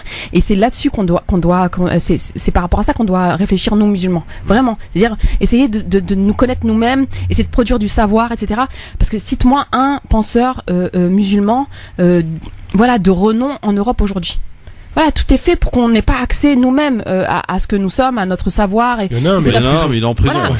Voilà. Non mais voilà, il y en a qui sont. Et il se trouve qu'en étant en Europe, il y en a pas tant que ça. Il y en a même très très peu. Franchement, je vous mets au défi d'en trouver 3. Mais par contre, il y en a en Inde, en Afrique, etc. On les connaît pas. Alors que c'est un niveau, enfin je pourrais en citer quelques-uns moi-même, j'ai honte de pas en connaître assez, mais c'est un niveau spirituel, intellectuel, etc. Mais incroyable, et on ne les connaît pas. Voilà, nous on connaît Karaoui, on connaît l'Institut Montaigne, on connaît, voilà, mais c'est pas assez. Moi, excuse-moi de te couper, je n'ai dit la dernière fois, Moustapha Chérif. J'invite France Maghreb 2 à l'inviter et à écouter un petit peu son parcours et surtout ce qu'il écrit et surtout le travail qu'il fait d'un point de vue interreligion. Pas de problème. Ouais, je vais essayer de voir. C'est une personne qui est très demandée, qui est très humble, qui est très discrète, mais franchement qui est facilement au niveau de Tariq Ramadan et qui a un parcours un peu différent. Je pense qu'il est un peu plus instruit dans différents domaines et qui pourrait apporter beaucoup. Mais il connaît un petit peu la situation de la France. Ouais. Il aime pas trop se mettre en avant parce qu'il sait très bien comment ça fonctionne. Ouais. Mais moi je rejoins Fatima aussi et puis je pense que d'un point de vue général on est souvent tous d'accord là-dessus. Mais c'est toujours pareil. Il faut comprendre que au-delà du fait que les musulmans soient heurtés par ce qui se passe dans les médias, on a grandi avec ce qui se passe dans les médias depuis des années. Ouais. On est montré du doigt quoi qu'on fasse, quoi qu'on essaye de dire, parce que pour les vieux comme pour les moins vieux, on représente une menace tant par rapport à l'histoire que la réalité des quartiers populaires. Donc c'est aussi simple que ça soit pour les citoyens des quartiers populaires par rapport à la société française et aux différents défis, notamment sur la santé, sur la politique, sur l'environnement et tout ça. Et par rapport aux musulmans, c'est toujours pareil. Il faut créer un rapport de force, pas dans la violence, mais dans l'intelligence et dans la citoyenneté. Donc les musulmans, s'ils sont pas contents de ces débats-là, c'est toujours pareil. Comme dit Fatima, il y a des gens qui dans l'ombre font un vrai travail. J'espère que ça va payer un jour. Mais pour la masse des musulmans, qui sont des citoyens et des hommes comme tous les autres, hommes avec un grand H, qui sont en permanence dans la critique. il faut savoir à un moment donné se prendre en main. C'est aussi simple que ça. T'es pas content, propose quelque chose, une alternative qui puisse répondre à tes attentes, mais surtout de façon générale. Anissa, ce rapport est quand même plutôt bien tombé dans un agenda assez choisi. On est à la veille des assises territoriales de l'islam de France. On sait que Macron est en pleine réflexion, devrait annoncer des choses. D'ailleurs, est-ce à l'État d'organiser un culte? Là aussi, c'est un autre débat, une autre question. Mais c'est un opportuniste, El Karoui? Ça, je pense que chacun le voit à son niveau. Mais tout à l'heure, tu parlais justement de la page de son livre là, qui disait que c'était manger halal, c'était un marqueur d'islamisme. Oui. Alors, tout comme porter le voile. Tout comme porter le voile. Alors que dire des personnes qui prient 5 fois par jour? Je pense qu'ils sont taxés de terroristes. Franchement, ce mec-là n'a aucune légitimité. L'Institut Montaigne. Pont aussi des rapports qui je trouve qui n'ont pas grande légitimité également. Après quand des musulmans justement essayent d'aller sur la scène politique pour pouvoir proposer des choses, d'être force de proposition, c'est vrai qu'on les écoute pas parce qu'il y en a il y a vraiment des choses qui sont proposées, mais je pense que c'est aux musulmans de même organiser en fait. La question se pose même pas la laïcité. En tout cas, il y a des portes médiatiques ouvertes, grandes ouvertes d'ailleurs, parce que effectivement dans son rapport il parle du salafisme, il parle de cette idéologie qui gangrénerait soi-disant l'islam de France, qui serait majoritaire, etc. Donc forcément avec ça, t'as les portes ouvertes dans tous les médias. Donc non, mais moi, si je peux me permettre, tu l'as rencontré hier d'ailleurs, tu l'as vu hier avec El Karoui. Oui, dans le débat. Mais il y a des réalités par rapport à l'histoire et à certains courants. C'est une réalité. On connaît tous, on a grandi dans les quartiers. Il n'y a pas de problème là-dessus. Mais lui, j'ai quand même entendu dire dans cette émission, Nadir, que dans certains quartiers, on ne pouvait pas y aller, ou alors il y avait des femmes voilées. Il faut arrêter de dire des conneries. Pascal Pro le dit, le répète à chaque fois. Avant d'en parler. Pascal Pro le dit, d'autres le disent à chaque fois. Mais moi, c'est toujours pareil. En off ou même en direct, j'ai pu le dire à Pascal Pro. Quand on parle de voile, déjà inviter des femmes voilées ou non, mais des femmes musulmanes, et qui puissent débattre avec vous de leur situation et à savoir si elles sont vraiment opprimées. Ils peuvent pas le faire. Voilà. Et ça, ils pourront pas le faire parce que ça va contrecarrer le discours qu'ils tiennent depuis des années et notamment. Les politiques comme les médias, ils surfent sur quoi? Sur l'opinion publique. C'est-à-dire que si aujourd'hui l'opinion publique a la peur des musulmans, il faut continuer à alimenter cette peur. Et ça passe par des rapports comme ça avec des intitulés un peu particuliers comme ça qui vous disent on va réformer l'islam, on va rendre les musulmans plus calmes, plus dociles. Ne vous inquiétez pas, on est là pour ça. Les politiques comme les médias font la même chose. Mais Christophe, pourquoi excuse-moi Nadia, mais pourquoi puisque tu voulais du clash, je t'en sers un. Pourquoi tu vas l'interviewer Parce que je pars du principe où quand on est d'accord ou pas d'accord avec quelqu'un, on va lui parler en face et on va lui mettre ses contradictions. Il a déjà toute la lumière sur lui. En fait, il a déjà toute la lumière, tous les médias. Oui, mais peut-être que les questions sont pas les mêmes, Fatima. Nous, mais tu es quand même dans le même espace, c'est-à-dire qu'il y a plein de sujets, il y a plein de choses intéressantes, en fait, qui sont invisibilisées. Et toi, tu vas aller traiter un sujet qui est déjà survisibilisé. On a déjà mal à la tête. Ça fait 2 jours. Moi, j'ai envie de vomir. Non, mais de manière différente, avec des questions auxquelles il n'a pas l'habitude de répondre. C'est plusieurs approches sur le même sujet. C'est plusieurs approches sur la même personne. Je peux juste réagir sur le sujet. Comme disait Fatima tout à l'heure, il y a aussi la crédibilité qu'on donne ou la légitimité qu'on donne nous, les personnes qui sont en fait premiers concernés par le sujet. Il y a cela et il y a aussi le fait que ce qui est assez particulier. On considère que ce rapport, ça y est, c'est la loi, quoi. C'est une loi qui va sortir. Alors que on est bien conscient. Voilà, mais on est bien conscient que derrière Macron et compagnie vont s'inspirer d'un certain nombre de choses de ce texte-là pour créer des lois ou créer des choses. Mais ce que je voulais dire, c'est que on a des contre-discours, que Nadir fait partie de ces gens-là, mais il y en a d'autres. Mais puisque hier tu disais que tu étais dans le débat, qui apportent d'autres grilles de lecture sur telle ou telle montée, même si on n'est pas spécialiste dans la montée de telle radicalité sur tel sujet. Donc en l'occurrence, je mets des guillemets, l'islamisme, les ismes font mal à la tête, c'est pour ça que je mets des guillemets, et surtout que certaines personnes, on peut pas faire le débat là, mais se définissent comme islamistes au sens appartenant à l'islam, c'est dans un sens étymologique et non pas dans le sens politique qu'on en fait. Donc bon, on va. En France, ça a un sens très clair. On reviendra, mais une fourchette est une fourchette, une pipe est une pipe, et un couteau est un couteau. Donc, on a des discours qui sont autres. Donc par exemple, entre la fourchette et le couteau, j'ai pas bien compris. C'est-à-dire qu'il y a quelque chose et quelque chose. Je veux dire, on l'appelle comme ça, l'objet, on l'appelle pas autrement. L'islamisme, ça veut dire quelque chose. C'est comme l'antisémitisme. Pour moi, l'antisémitisme signifie quelque chose. On peut pas lui attribuer une autre signification. Oui, mais c'est salafiste, hein. Oui. Mais c'est parce qu'à son naissance, ça veut pas dire ce que ça veut dire aujourd'hui. Exactement. Donc, je suis tout à fait d'accord. Mais Fatima, pardon de t'interpeller, mais quand tu dis oui, pourquoi tu vas le voir, mais à ce moment-là, on va voir personne, on s'isole, on reste chacun dans notre coin, c'est ça? Non, pas du tout. Mais par exemple, je disais TMTT. Après, je sais qu'il y a eu une émission qui a été consacrée à ce que faisait TMTT. Je sais que t'as aussi invité Marouane Mohamed qui a mené la concertation, etc. Et je suis pas d'accord avec lui, hein. Non, je dis simplement qu'à partir du moment où, parce que nous, on est musulmans. L'islam, quand même, c'est pas quelque chose qui a été juste là pour que Macron puisse l'instrumentaliser. C'est quand même une civilisation, c'est une religion. C'est une vraie question d'ailleurs. On a des penseurs, on a un savoir, tu vois, là, ce rapport, mais je te le dis, c'est de la merde. Ce mec-là, c'est de la merde. Donc, et à un moment donné, c'est notre responsabilité aussi de nous dire, est-ce qu'on est obligé d'être comme ça sur les réseaux sociaux, au jour le jour, la tête dans le guidon, et de réagir comme ça aux petits trucs, aux déchets qui nous pondent, ces médias-là, parce que l'Institut Montaigne, c'est de droite. Ils ont aucun problème pour que leurs rapports sortent. Voilà, tout ça, c'est des réseaux, c'est les réseaux libéraux, voilà, qui travaillent avec les partis politiques, etc. Donc évidemment qu'ils ont la focale des médias. Maintenant, nous, on peut aussi prendre du recul par rapport à ça. On peut aussi nous dire non, mais nous, on tombe pas dans ce piège-là. Voilà, déjà à la base, l'islam n'a pas à être géré par l'État français déjà. Par exemple, non, ça, on est nous, à la base, ces gens-là, ils n'ont pas à dire voilà, telle pratique c'est islamiste, telle pratique c'est voilà, c'est pas même sur la définition, tu disais islamiste. Moi, je veux bien me dire islamiste, effectivement. Quel est le problème avec ce terme? Ça, on devrait être capable de défendre nos mots aussi. Le mot djihad, le mot effectivement, le salafisme, même l'islamophobie, on nous l'accorde pas. Genre, on devrait être capable de défendre nos mots, nos définitions, nos termes. Voilà. L'islam, c'est pas, encore une fois, il faut que c'est la responsabilité des musulmans de se dire, on n'a pas à rentrer dans ce cirque-là. En plus, je te dis, pour des gens qui sont ce rapport, il est raciste, il est colonialiste. On devrait même pas l'ouvrir. Il est plein de préjugés surtout. Juste, Christophe, si je peux juste finir, parce que le propos que je voulais dire, là où je voulais en venir, c'est le fait qu'il y a d'autres contre-discours qui existent et qui analysent la montée justement de certaines formes de radicalité ou de dérives sectaires. Et on a l'exemple de Koulibaly, donc que vous connaissez tous et qui a été responsable de l'attentat et du meurtre de personnes juives à l'Hypercacher à la porte de Vincennes, et qui justifiait son acte, notamment le meurtre d'une policière aussi à Montrouge, par le fait que l'un de ses amis avait été tué sous ses yeux par un policier étant plus jeune.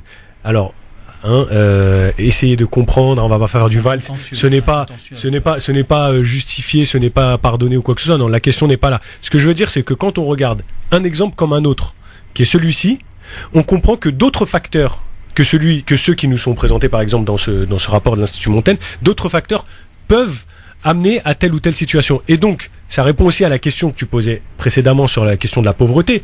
La question de la pauvreté qui est quand même le lit sur lequel, je mets des guillemets encore une fois, les islamistes font leur beurre et s'appuient pour pouvoir monter les uns contre les autres, etc., etc. Les discriminations dont sont victimes une certaine partie de la population, une frange de la population, notamment issue des quartiers populaires, sont à l'origine de... Alors, je dis juste que dans ce type de rapport, à aucun moment on en fait part, à aucun moment on s'appuie sur des personnes, des professionnels ou des militants associatifs qui auraient pu avoir le contact avec voilà. Mais quand on regarde, les personnes qui ont commis des attentats sur le sol français sont essentiellement des personnes françaises ou belges en tout cas, mais de nationalité on va dire entre et qui vont chercher en fait cette radicalité ailleurs que dans ce qu'il leur est dit, c'est-à-dire que il a été démontré que la bonne connaissance de la religion musulmane empêcher justement l'attentat, parce que c'est tout le contraire ce qui est prôné par la religion musulmane pour qui veut lire un petit peu, se pencher, etc. Et donc ça c'est intéressant je disais en substance un peu Bajraf hier en disant que ces jeunes ne connaissent absolument pas la religion et qui viennent en parler. Christophe, on va pas se mentir, les musulmans connaissent leur religion. Après, pour la défendre, c'est vrai qu'il faut des armes, il faut une certaine connaissance. On n'est pas tous armés pour ça, c'est une réalité. Maintenant, les gens qu'on a en face de nous, qui nous discriminent depuis des années par rapport à ce qu'on est historiquement et actuellement, ils savent très bien que globalement, les gens sont intégrés, ils ont leurs défauts, leur façon de vivre dans les quartiers, leur mentalité. Quand ça les arrange, c'est du bon, et quand ça les arrange pas, c'est pas bon. Mais ils nous montreront toujours du doigt parce que, si tu veux, on va à l'encontre de certaines valeurs. Comme tous les Français, comme ne sont pas gaulois, tu vois. Je voulais faire la dernière fois une chronique là-dessus. Je voudrais rappeler que tous les Français ne sont pas gaulois, donc tous les Français ne sont pas musulmans. Ni réfractaires au changement. Mais ce qu'il faut comprendre aujourd'hui, c'est qu'il y aura une guerre contre les musulmans de façon générale, et en France, elle va durer. Parce que c'est comme ça aujourd'hui, politiquement ils l'ont compris, c'est comme ça aussi qu'ils vont détourner l'attention sur les vrais problèmes. Les Français, comme tous les autres Français des quartiers populaires et d'ailleurs, sont aussi incapables de réfléchir et de faire le distinguo, ils absorbent les choses. Moi j'ai des collègues qui sont français, qui sont pas issus des quartiers, j'ai des discussions devant la machine à café tous les jours qui sont hyper violents, pourtant on se respecte et je suis choqué par rapport au fait qu'ils absorbent sans chercher à comprendre ce qu'on leur dit. Et tous les gens sont comme ça, parce que les gens n'ont pas le temps de réfléchir ou de pousser un petit peu la réflexion. Dans un instant, et pour finir à la une demain, et là on va faire un petit exercice dont je souris par avance. Cependant, je vous annonce l'invité de l'entretien du LGF tous les lundis, vous le savez désormais, tous les lundis à 17h, sera le professeur Christophe Oberlin qui sera avec nous lundi. Pour parler de quoi? Notamment, vous savez que les Américains ont encore fait un trou dans l'argent distribué du côté des Palestiniens, mais plus particulièrement envers les hôpitaux. Donc ça concerne directement le professeur Oberlin qui depuis 2001, rappelons-le, intervient à Gaza, forme des chirurgiens pour évidemment essayer de soigner les handicapés. Et il a fait un travail extraordinaire à Gaza, mais pas seulement. Et il sera notre invité pour nous en parler de cette coupe budgétaire américaine, une nouvelle fois, qui touche qui? Les Palestiniens, bien sûr, et en particulier ce qui touche les hôpitaux. On en reparlera avec lui donc lundi 17h, soyez là. Dans un instant, à la une demain, mais je voudrais qu'on parle, et j'espère qu'on aura le temps, d'un sujet qui est revenu au cœur de l'actualité, c'est la possibilité d'armer les polices municipales. Sauf qu'il y a un maire que je voudrais vous faire écouter, c'est le maire d'Arcueil, qui n'est absolument non, et les arguments qu'il avance sont plutôt intéressants. On y revient dans un instant. France Maghreb 2, France Maghreb. Le LGF avec la question du jour, je vous la rappelle à propos de Manuel Valls et du fait qu'il ait abandonné ses activités de député, qu'il ait le record d'absentéisme à l'Assemblée nationale pour se consacrer à un nouveau pays, une nouvelle région et une nouvelle ville, Barcelone. Mesquine, les habitants de Barcelone. Est-ce qu'il doit démissionner? Vous répondez à cette question sur Facebook, France Maghreb 2, ainsi que sur Twitter, LGF officiel, bien sûr. Alors, on n'aura pas eu le temps de faire le buzzer, c'est dommage. Je voulais vous présenter cette nouvelle chronique que Nadir et Fatima ne connaissent pas. Mais on le fera la prochaine, c'est promis. Cependant, on va faire c'est à la une de demain, vous allez voir, on va bien rigoler. Alors, avant cela, je voulais quand même qu'on parle de cette polémique qui arrive là avec le fait de vouloir armer la police municipale. Alors on nous sort comme raison pour faire face au terrorisme grandissant, etc., etc. Sauf que pour le maire d'une ville du Val-de-Marne, Arcueil, c'est tout simplement non, et il s'en explique. La question, c'est quel est l'objectif qu'on fixe à la police municipale. Si pour nous, l'objectif, c'est de rendre la sécurité du quotidien auprès de nos habitants, appliquer la police du maire, comme on dit de façon un peu simpliste, c'est assurer les questions de stationnement, contrôle du stationnement, contrôle de la propreté, contrôle de l'hygiène, enfin tout ce qui fait la vie quotidienne. Et il me semble, mais c'est la politique de la municipalité, qu'il faut que l'État et la police nationale jouent son rôle, et notamment pour ce qui est de l'interpellation des grands truands ou des trafiquants déjà un petit peu plus difficiles. Et pour ce qui est de la police municipale, elle a un rôle qui est un rôle complémentaire. Et à chacun son travail. À chacun son travail, voilà. À chacun son travail pour le maire d'Arcueil. Est-ce que vous êtes favorable à ce que la police municipale soit armée? Fatima Wassak. Tu me demandes si je suis favorable à ce que... Non, mais moi je suis pas favorable à la police. Ouais, non, Fatima, tu peux pas remettre en cause l'ordre public, tout ça. Si, et c'est pas l'ordre public, hein. La police, non, mais la police qui est là pour nous protéger. Non, la police française, non, alors tu sais, je te renvoie un très très bon livre de Mathieu Rigouste, Ennemi de l'intérieur, qui explique d'où vient la police en fait, d'où elle est née. Elle est née de l'Algérie française. Elle est née de cette volonté de mater en fait les Algériens pour les empêcher d'accéder à l'indépendance. C'est ça la police française en réalité quand tu regardes son origine. Et ne parlons pas de la BAC. Mais non, quand tu vois aujourd'hui le bilan de la police, tu vois ce qu'on peut nous lister. Donc tu as cette année des jeunes hommes qui sont morts parce que des policiers les ont tués à bout portant. Oui. Donc Aboubacar Fofana par exemple, mais c'est un exemple, il y en a eu d'autres qui ont été tués cette année. Donc qui est mort, le policier lui-même a dit finalement, au départ il avait dit légitime défense, finalement il a dit accident, etc. Donc voilà. Donc ce policier a tué comme ça Aboubacar Fofana. Il y a régulièrement dans les faits divers, malheureusement c'est dans les faits divers, des affaires où des femmes sont tuées par leur mari policier, qui les a tuées parce que finalement elles n'étaient pas d'accord, elles ont dit non ou je sais pas quoi, ils ont sorti leur flingue au moment enfin ils n'étaient pas en fonction à ce moment-là et ils les ont tués. Donc voilà, donc c'est ça le bilan aujourd'hui qu'on peut faire de la police, des armes à feu comme ça qui circulent, etc. On peut pas généraliser et ils ne trouvent pas. Comment? On peut pas généraliser tout un corps de métier. Même s'il y avait un seul mort, tu te rends compte de ce que tu dis, Christophe? Non, même Aboubacar Fofana seulement. On est d'accord, Fatima, ça n'en remet pas en cause. Si par exemple, toi tu fais une bêtise, tu vas pas parler au nom de tout ton groupe. Tu te rends compte? C'est un seul mort, c'est un scandale déjà. Bien sûr. Moi, mon fils, on va le tuer par exemple, mon fils, on va me le tuer, et après je vais dire oui, mais il faut pas généraliser. Un seul mort, c'est un mort de trop déjà. Mais ça, normalement, ça devrait être une réflexion nationale sur le fait qu'un jeune mort, un de nos enfants soit mort comme ça dans ces conditions avec une balle dans la tête, ça devrait être un scandale national. On devrait réfléchir ensemble sur c'est quoi cette police qui tue comme ça un seul. Donc là il y en a pas un seul, il y en a une douzaine par an. Et voilà. Et sans parler des femmes, etc. Sans parler du fait que parmi les hommes les plus violents, il y a des policiers. Sur les femmes qui sont tuées par les féminicides, ce qu'on appelle les féminicides, c'est des policiers et c'est des armes à feu. Donc il y a ce problème-là que cette société doit régler. Il ne trouve rien d'autre à faire que d'armer encore plus la police municipale au niveau local. Et il n'y a pas que ça, il y a la vidéosurveillance, il y a tout ce système répressif et sécuritaire, alors que la question sociale n'est pas réglée. C'est-à-dire que le problème aujourd'hui, notamment dans les quartiers populaires, le problème aujourd'hui, c'est la question sociale. C'est le fait qu'il n'y a plus de services publics, c'est le fait que les gamins ne peuvent plus jouer dehors, etc. parce que tout simplement il y a des rats, par exemple. Voilà, c'est la question sociale. Donc la question sociale, ces gens-là ne sont pas foutus de la régler, donc ils ne trouvent pas de solution aux problèmes sociaux. Par contre, la seule solution qu'ils nous proposent, c'est de fliquer encore plus, c'est de réprimer encore plus. Réprimer qui? Réprimer nos enfants. Il s'agit de nos enfants. Qui est visé à ton avis par la police quand on veut la police municipale qu'on veut armer? Évidemment que ce sont les petits noirs et les petits arabes qui sont dans les quartiers populaires, évidemment. Moi, si je peux me permettre, Fatima. Moi, je suis d'accord sur le fait qu'il faut pas armer la police municipale. Il y a davantage, il y a déjà trop de bavures avec la police nationale et la gendarmerie. Donc, de ce fait-là, qui elle est censée être, on va le rappeler, qui elle est censée être. Moi, je pense qu'il faut une police. Bavure, c'est il faut une police quand on connaît la situation dans les quartiers et même de façon générale en France, la violence qui existe. Il faut une police. Par contre, il faut revoir la façon dont la police travaille, notamment dans les quartiers. Il faut une formation qui soit adéquate et qui soit en mesure de répondre aux vraies problématiques d'aujourd'hui. Après, c'est vrai que politiquement, là aussi, il y a un travail à faire parce que la police, faut pas oublier qu'elle répond à des ordres. Après on peut faire toute l'échelle jusqu'au ministre de l'Intérieur, mais donc il faut revoir aussi le fonctionnement et la mentalité qu'on inculque aux policiers aujourd'hui. Après moi je veux pas globaliser, parce que je connais des policiers qui sont issus du quartier populaire, heureusement il y en a de plus en plus. 70% votre Front National déjà. Oui, enfin moi j'avais oui, ça c'est des sondages, mais moi je connais des gens qui sont issus de nos quartiers et qui fonctionnent pas comme la plupart des policiers. Oui, il y a des policiers qui se comportent comme des cow-boys. Oui, il faut les condamner, mais aussi si on parle de police, il faut parler de justice, et la justice aussi dans certains cas, notamment dans les quartiers populaires et dans les bavures ou dans les crimes, moi j'appelle ça des crimes policiers.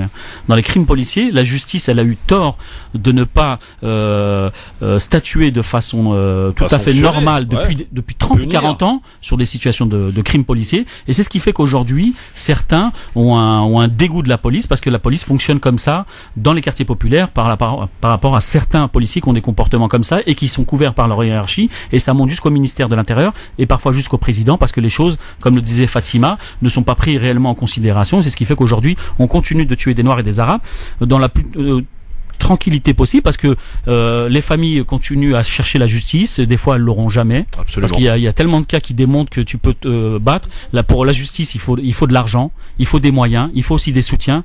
Et malheureusement, avec le temps, on s'aperçoit qu'il y a que les familles qui arrivent à supporter ça et très souvent, elles n'arrivent pas à avoir justice. Et ça, il est là le vrai problème. Justice et police. Malheureusement, on n'aura plus le temps. Je suppose que Nassim Anissa partage les avis. Enfin, peut-être pas totalement, mais oui. Oui. J'allais juste quand même ajouter le fait que je rejoins effectivement ce qui a été dit. Ce que disait Fatima, j'ajouterais même que depuis la possibilité pour les policiers d'avoir leur arme de service chez eux, vous voyez, depuis qu'il y a eu les attentats, il y a aussi des armes qui sont perdues. Ouais. Et notamment le transsexuel qui a été tué à Boulogne a été tué par l'arme d'un policier qui a été perdue. Bon, ça c'est aparté. Il y a la question des contrôles aux faciès, donc les personnes qui sont 20 fois plus contrôlées qu'une personne dite blanche, donc arabe et noire. Ça c'est du véhicule. Ça c'est les chiffres du défenseur des droits, entre autres. Le collectif Stop le contrôle aux faciès et tous les collectifs qui se sont montés derrière, je vais pas tous les énumérer. L'État a été condamné pour cette question. Donc il y a aujourd'hui une mauvaise gestion déjà de la police nationale. Ouais. Le pouvoir régalien c'est là où je voulais en venir. Le pouvoir régalien est celui de l'État et pas celui du maire.